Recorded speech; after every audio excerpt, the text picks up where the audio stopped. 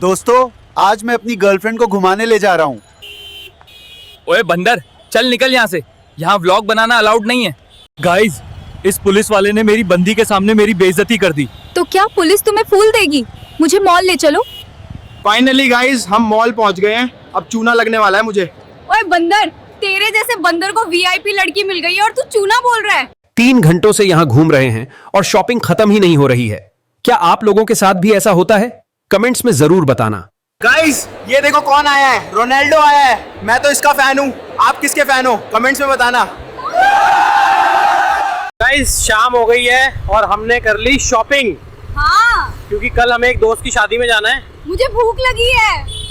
दोस्तों, मेरी गर्लफ्रेंड को लगी थी भूख, इसीलिए हम सबसे महंगे रेस्टोरेंट में आ गए हैं। वाओ, खाना तो बहुत टेस्टी है यार। गाइस, कैसा लगा व्लॉग? कमेंट्स में जरूर बताइएगा और सब्सक्राइब करना ना भूलना। मिलते हैं अगले व्लॉग में। Bye bye.